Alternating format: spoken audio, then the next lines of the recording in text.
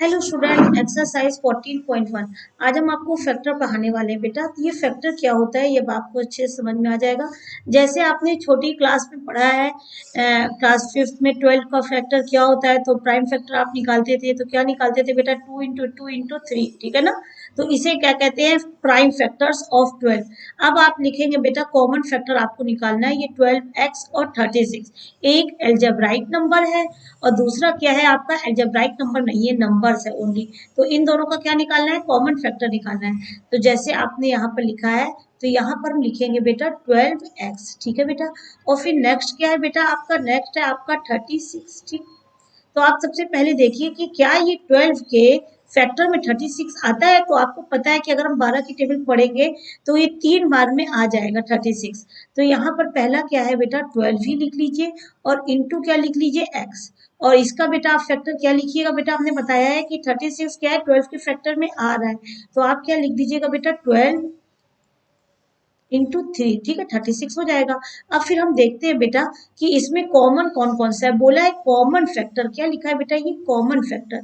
तो अब यहाँ पर आप देखिए बेटा कि कॉमन क्या है। तो 12 जो है इस वाली लाइन में भी है और 12 जो है इस लाइन में भी है, ठीक है। तो ये क्या है आपका, यही चीज जो है ये कॉमन फैक्टर है।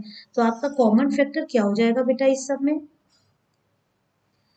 कॉमन फैक्टर क्या आएगा आपका, कॉमन फैक्टर आपका है 12, ठीक है। क्योंकि ये क्या है, इस वाले में भी है 12 और इसमें 36 का भी फैक्टर किया तो 12 × 3, तो इसमें भी 12 है, ठीक है बेटा। अब नेक्स्ट देखिए बेटा क्या है आपका सवाल, 2y 22xy। तो पहले आप लिख लीजिए 2y और फिर लिख लीजिए बेटा 22 क्या है xy। अब हम जब इसका फैक्टर निकालेंगे तो क्या हो जाएगा बेटा, एक 2 फिर इंटू क्या आ जाएगा बेटा 5, ठीक है। और यहाँ जब हम इसका फैक्टर निकालेंगे तो हम देखेंगे क्या 22 में 2 आ रहा है। तो आप देखिए 22 का अगर हम फैक्टर करेंगे 2 के टर्म्स में तो 2 × 11 क्या आ जाएगा बेटा, 2 × 11। तो एक टर्म्स 2 है और एक टर्म्स क्या कर दिया बेटा प्राइम फैक्टर में इसका 11 और इंटू क्या किया है बेटा y और x है ना बेटा। तो हम y को पहले लिख देते हैं क्योंकि y के नीचे y आ जाएगा इस तरह से, और ये x। अब ध्यान से देखिए इसका फैक्टर क्या किया बेटा, 22 का क्या किया हमने बेटा, 11 × 2 22 हो जाएगा बेटा। और x y था तो हमने इसको पहले लिख दिया है y और बाद में लिख दिया x, क्योंकि आपको पता है 2 × 3 क्या होता है 6 और 3 × 2 भी क्या होता है 6। तो एक्स वाई क्या है बेटा, एक्स वाई को हम वाई एक्स लिख सकते हैं, ठीक है बेटा। ये अलग से हम आपको बता रहे हैं, एक्स वाई को क्या हम कर सकते हैं, वाई एक्स लिख सकते हैं। तो अगर हम इसका कॉमन फैक्टर लिखेंगे बेटा तो अब बताइए कॉमन फैक्टर बताइए बेटा क्या हो जाएगा। देख के आप लोग को समझ में अब आ रहा होगा। देखिए कॉमन फैक्टर अगर हम लेंगे आपका तो यहाँ पर 11 है, इस वाले में 11 नहीं है तो 11 तो कॉमन नहीं हुआ बेटा। पर यहाँ 2 है, ऊपर वाले में भी 2 है, तो एक 2 टर्म क्या हो गया बेटा, कॉमन हो गया दोनों में। फिर देखिए ध्यान से बेटा, ऊपर वाले में y है और नीचे में भी y है, तो ये y भी क्या हो जाएगा, कॉमन हो जाएगा बेटा। और x है नीचे वाले में पर ऊपर वाले टर्म्स में x नहीं है, तो x कॉमन फैक्टर नहीं होगा। तो इसका कॉमन फैक्टर क्या हो जाएगा बेटा, 2 × y, तो इज इक्वल टू क्या आ जाएगा बेटा 2y। तो 2y क्या है, इसका कॉमन फैक्टर है, ठीक है। नेक्स्ट सम देखिए बेटा, यहाँ 14 PQ है, क्या है बेटा ये 14 और PQ, ठीक। और यहाँ क्या है बेटा 28 और क्या है p² और क्या है q का स्क्वायर, ठीक है। तो देखिए क्या 14 के टर्म्स में 28 आ रहा है, पहले आप देखिए तो आपको फैक्टर नहीं करना पड़ेगा। आपको पता है 14 की टेबल अगर हम पढ़ेंगे तो 14 2 × 28, तो क्या लिखिएगा बेटा, यहाँ लिख लीजिए आप 14 × p × q, ठीक है। अब यहाँ पर आप क्या लिखिएगा बेटा फैक्टर में, 14 के फैक्टर में हमको करना है 28 को तोड़ना है 14 के टर्म में। तो 14 से हमने 28 को डिवाइड किया तो 2 आ गया, तो 14 × 2 करेंगे, ठीक है। अब क्या आया बेटा, p 2 बार है तो एक बार p लिखा बेटा, फिर दूसरी बार p लिखा बेटा, ठीक है ना। और q कितनी बार है, 2 बार है, तो q को बेटा एक बार लिखा फिर 2 बार लिखा। अब आप देखिए ऊपर वाले टर्म का क्या है बेटा फैक्टर, 14 × p × q, और नीचे वाले टर्म का फैक्टर क्या है बेटा 28, तो क्या हो जाएगा 2 × 14, ठीक है, तो 28 आ गया। फिर है p का स्क्वायर, तो p × p, फिर q का स्क्वायर q × q। तो अब आप कॉमन जब देखेंगे तो क्या 2 यहाँ पर कॉमन आ रहा है? तो देखेंगे 2 ऊपर नहीं है, 3 कॉमन नहीं आ रहा है, पर 14 है तो 14 ऊपर भी है, तो ये क्या है आपका कॉमन है। ठीक, अब देखिए यहाँ पर P है तो P नीचे है, यहाँ पर भी है, तो ये क्या है, ये बेटा एक कॉमन है। ठीक है, ऊपर भी है नीचे भी है। Q देखिए ऊपर एक बार है, तो क्या Q नीचे भी है? तो देख रहे हैं यहाँ पर भी Q है, तो Q का एक बार जो है वो दोनों में क्या है, कॉमन है। ठीक है, और Q का जो एक टर्म नीचे Q है पर ऊपर नहीं है, इसलिए ये वाला कॉमन नहीं हो पाएगा। और P का देखिए नीचे एक P है पर ऊपर वो P नहीं है, इसलिए आपका कॉमन फैक्टर कितना आया बेटा? कॉमन फैक्टर आपका आ गया बेटा 14, फिर क्या आ गया बेटा P, फिर इंटू Q, मतलब आपका आ गया बेटा 14 PQ। ठीक है, अब नेक्स्ट सम देखते हैं बेटा। फोर्थ सम क्या है बेटा आपका 2x, फिर क्या है आपका 2x के बाद है 3x²। ध्यान से देखिए 3 टर्म है ये, 2x फिर 3x² फिर 4, फिर क्या है बेटा 4। यहाँ क्या लिखे बेटा 2, यहाँ क्या लिख दे हम बेटा 3, फिर यहाँ 4 को लिखेंगे बेटा, 4 को फैक्टर करेंगे तो क्या हो जाएगा 2 इंटू 2। ठीक है, अब यहाँ पर क्या है बेटा x एक बार है तो इंटू एक्स, यहाँ पर क्या है बेटा x 2 बार है तो x इंटू एक्स, और यहाँ पर x नहीं है तो यहाँ नहीं लिखेंगे। ठीक है बेटा, तो अब आपको कॉमन फैक्टर निकालना है बेटा। Common factor is equal to, तो कॉमन फैक्टर क्या हो जाएगा बेटा? अब आप ध्यान से देखिए, इस वाले में 2 है तो क्या इस टर्म में 2 है? सेकंड टर्म में तो 2 है ही नहीं, फैक्टर में 2 नहीं है। ठीक है, तो ये तो कॉमन नहीं हो पाएगा। नीचे वाले में 2 है पर बीच वाले टर्म में 2 नहीं है। फिर हमने x देखा तो ऊपर वाले टर्म में x है, तो नीचे वाले में भी बीच में भी x है, पर तीसरे वाले में x नहीं है, तो x भी कॉमन नहीं हुआ। तो ऐसी स्टेज में हम क्या लिख सकते हैं बेटा? हम लिख सकते हैं 1 है कॉमन फैक्टर। क्या अगर हम इसको 1 से मल्टीप्लाई कर दे, 1 से मल्टीप्लाई अगर हम कर दे, देखिए बेटा तो 2x और 1 से मल्टीप्लाई करेंगे तो अगेन 2x यही आ जाएगा। यहाँ देखिए 3x² इंटू 1 करेंगे तो 3x² ही आ जाएगा। 2 इंटू 2 क्या होता है 4, फिर 4 इंटू 1 करेंगे तो 4 आ जाएगा। मतलब कॉमन फैक्टर जब कुछ भी नहीं होता है तो हम क्या लिखते हैं उसमें 1, 1 इज कॉमन फैक्टर हियर। ठीक है, इसको अच्छे से समझ लीजिए बेटा। जैसे कि अगर आपका होगा 3 होगा और 7 होगा और उसके बाद आपका 11 होगा, तो इसमें अगर कॉमन फैक्टर पूछा जाएगा तो इसका कॉमन फैक्टर भी क्या आ जाएगा बेटा 1। ठीक है, ये देख लीजिए ध्यान से आप, 3, 7, 11 का कॉमन फैक्टर क्या आएगा बेटा 1 आएगा। यहाँ देखिए बेटा, जैसे कि ये है आपका 6ABC, फिर नेक्स्ट क्या है बेटा 24AB², फिर है आपका 12A²B। अब आप इसको ध्यान से देखिए, हम इसमें देख रहे हैं जो 6 है बेटा वो सब में कॉमन आ रहा है। 6 है तो 6 की टेबल में 12 आता है, 6 इंटू 2 करेंगे तो 12 आ जाएगा, फिर 6 इंटू 4 करेंगे तो क्या आ जाएगा 24 आ जाएगा। ठीक है बेटा, तो ये 6 के ही टर्म्स में तोड़ते हैं, क्या हो जाएगा बेटा ये 6 इंटू ए, फिर क्या हो जाएगा इंटू बी, फिर इंटू सी। ठीक है, यहाँ 24 है तो क्या आ जाएगा बेटा इंटू 4, फिर क्या आ जाएगा बेटा ए, फिर इंटू क्या है बी, फिर इंटू बी। ठीक है, नेक्स्ट क्या आ जाएगा बेटा 6 के टर्म में 12 को तोड़ते हैं तो 6 फिर इंटू 2 12 आ जाएगा बेटा, फिर क्या आ जाएगा ए, फिर इंटू ए। ठीक है, फिर इंटू बी। अब हमको जब कॉमन फैक्टर निकालना है बेटा तो CF बताइए इसका क्या हो जाएगा कॉमन फैक्टर। तो कॉमन फैक्टर में आप देखेंगे यहाँ पर 6 जो है वो सब में है, तो ये 6 क्या है बेटा इसका कॉमन फैक्टर आ गया बेटा। फिर उसके बाद A जो है वो क्या है कॉमन फैक्टर आ गया बेटा। अब देखिए 6A आ गया, अब आप B को देखिए बेटा, B इधर है और इधर है, मतलब तीनों में ही B है, तो B भी क्या है आपका कॉमन फैक्टर आ गया। अब देखिए C, तो क्या C मिडिल वाले में है? देखिए मिडिल टर्म में C नहीं है और नीचे वाले में भी नहीं है। ठीक है, यहाँ से भी ध्यान से देखिए A एक बार कॉमन है सब में, B एक बार कॉमन है, ठीक है ना, और 6 कॉमन है, तो ये आपका कॉमन फैक्टर में क्या आ गया 6 इंटू A इंटू B। ठीक है ना, ये C नहीं है देखिए क्योंकि इस टर्म में है पर इस टर्म में C नहीं है, इस टर्म में भी C नहीं है, तो ये आपका आ गया कॉमन फैक्टर बराबर क्या आ गया बेटा 6A इंटू B। ठीक है,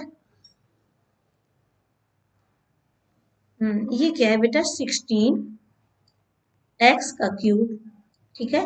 फिर नेक्स्ट है बेटा -4 x का स्क्वायर, फिर उसके बाद है आपका 32, फिर क्या है x।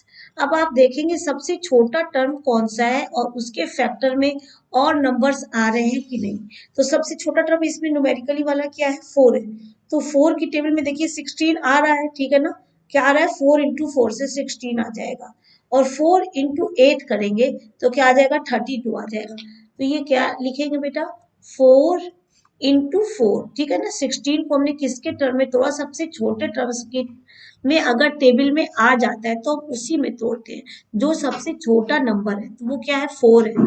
तो 4 के नंबर में ये दोनों 16 और 32, 16 और 32 क्या है बेटा टेबल में आ रहा है, ठीक है 4 के टेबल में। तो अब यहाँ क्या करेंगे बेटा इंटू 4 कर देंगे, क्योंकि 4 इसका फैक्टर है, माइनस लगा देंगे, माइनस लगा देंगे।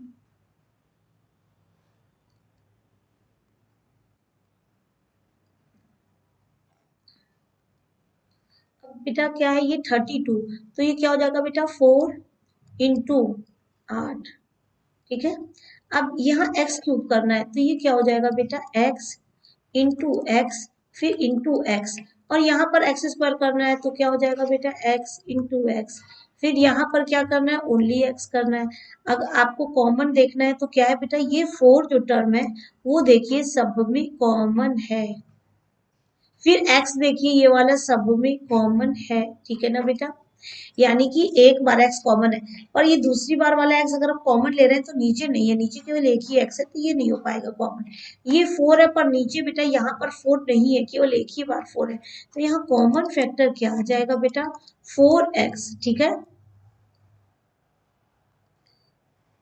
7 देखिए बेटा 10p क्यू, ठीक है। फिर उसके बाद है 20 QR, फिर उसके बाद है 30 RP। अब इसको ध्यान से देख लीजिए, हमने बताया है सबसे छोटा जो नंबर है पहले उस पर ध्यान देंगे। तो सबसे छोटा नंबर क्या है यहाँ पर 10 है, तो 10 की टेबल में 20 भी आ रहा है और 30 भी आ रहा है, इसलिए हम 10 के ही फैक्टर में हम 20 को और 30 को तोड़ेंगे, 10 के ही फैक्टर में। तो यहाँ पहला टर्म क्या आ गया बेटा 10, ठीक है बेटा। फिर इंटू लगाइए और फिर लिखिए p और फिर लिख दीजिए इंटू क्यू, ठीक है बेटा। अब 20 है तो 20 को क्या लिख सकते हैं 10 के ही टर्म में तोड़ना है, क्योंकि वो 20 10 की टेबल में आ रहा है, तो 10 इंटू 2 लिख सकते हैं बेटा।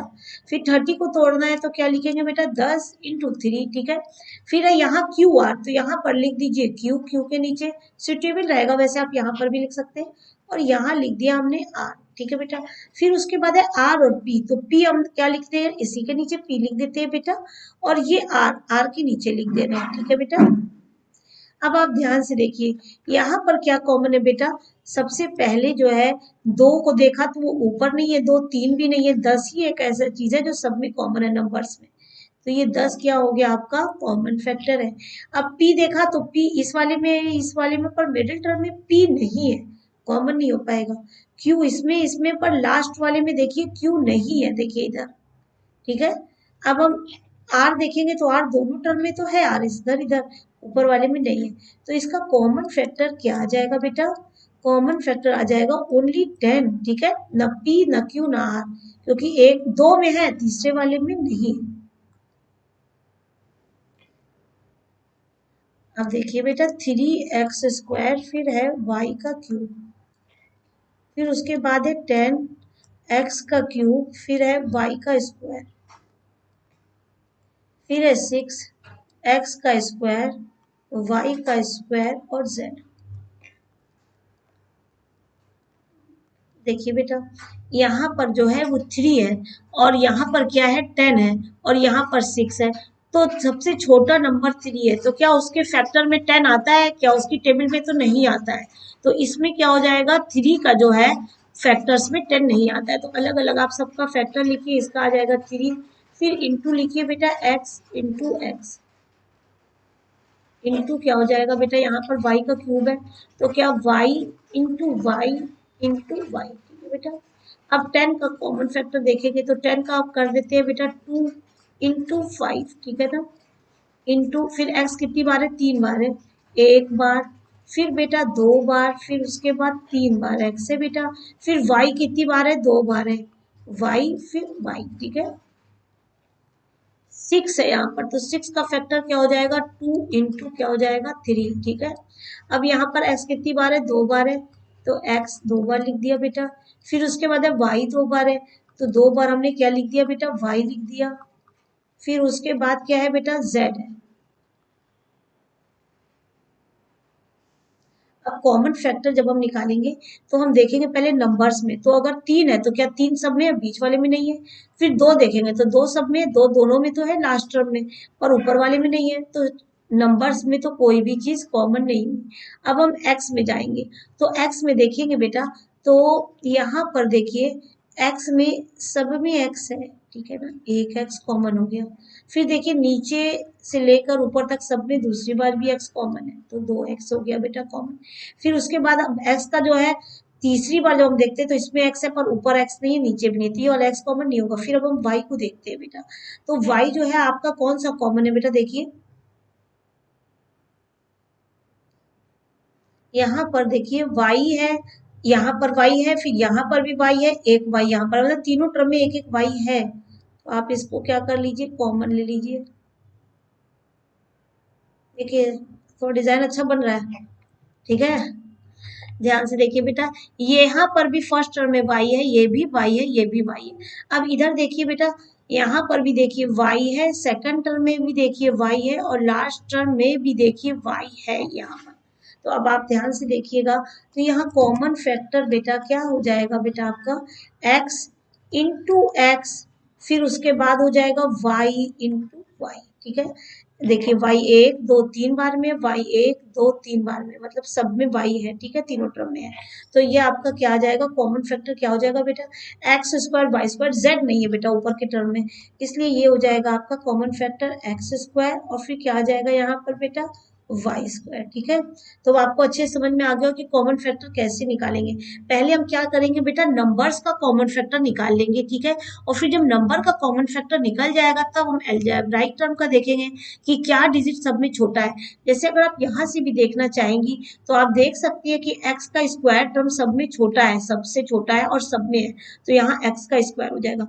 यहाँ ध्यान से देखिए, तो y का कौन सा टर्म सबसे छोटा है, y का स्क्वायर, तो क्या y का स्क्वायर सब में है, तो देखिए सब में है, तो ये क्या हो जाएगा common factor x square y square. और z देखते हैं सबसे छोटा नंबर क्या है, यहाँ पर है ही नहीं, तो ये क्या हो जाएगा बेटा, z कॉमन फैक्टर में नहीं लिखा जाएगा। जैसे अब हम इधर आते हैं बेटा, ये जो 10 PQR था, तो इसमें हमने क्या किया बेटा, सबसे छोटा जो नंबर है वो क्या है बेटा 10, तो क्या 10 के नंबर में 20 को क्या कर सकते हैं बेटा, तोड़ सकते हैं क्या, 20 जो है 10 की टेबल में आ रहा है, तो सबसे छोटे नंबर की टेबल में देखते हैं सब नंबर आ रहे हैं कि नहीं, तो 10 की टेबल में देखते हैं, तो 10 इंटू 2 करेंगे तो आ जाएगा 20, और 10 इंटू 3 करेंगे तो 30, तो हमने इसको क्या किया बेटा, 20 को 10 की ही टेबल में तोड़ लिया और 30 को भी बेटा तोड़ लिया। तो फिर अब उसके बाद हमने P और Q सबका लिख लिया बेटा क्या क्या फैक्टर है, तो 10 इसमें क्या था बेटा, सब में कॉमन था, हर टर्म में क्या था 10 जो है कॉमन था, पर P Q में अगर ऊपर है तो नीचे P नहीं है, इसीलिए केवल 10 ही कॉमन फैक्टर हो गया। तो अब आपको समझ में आ गया होगा किस तरह से हमको करना है। हमको सबसे पहले देखना है बेटा कि नंबर्स में क्या कॉमन है, फिर अलजेब्राइक टर्म में क्या कॉमन है, ठीक है बेटा। फिर देखिए अभी हमने आपको ये बताया है, जैसे 3 7 और 11 तीन टर्म है बेटा, 3 7 और 11, इसमें अगर कॉमन फैक्टर पूछा जाएगा तो 1 होगा। कैसे बेटा, क्योंकि 3 का क्या है, कोई भी फैक्टर नहीं है 3 और 1 के अलावा, 7 का भी कोई भी फैक्टर नहीं है 7 और 1 के अलावा, तो अगर इसका कॉमन फैक्टर पूछा जाएगा तो क्या आएगा, 1 आएगा। ये प्रीवियस सवाल में देखिएगा, जैसे 2 3 और 4 था, तो इसमें हमको कॉमन फैक्टर निकालना था, तो जब आपने कॉमन फैक्टर निकाला तो यहाँ पे क्या आ गया बेटा, x है, और इस टर्म में भी एक्स स्क्वायर है, पर लास्ट वाले टर्म में नहीं है एक्स, क्या है बेटा, तो एक्स तो कॉमन नहीं हो सकता है।